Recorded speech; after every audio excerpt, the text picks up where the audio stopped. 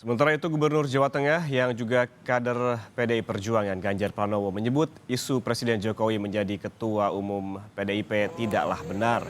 Ganjar menyebut pihak yang melontarkan isu ini tak paham aturan partainya. Ganjar mengatakan Presiden Jokowi sebagai kader PDI Perjuangan paham aturan internal partai. Ganjar meminta semua pihak yang sejak awal mendukung Presiden Jokowi tak terprovokasi isu yang tidak benar dan bisa mengadu domba.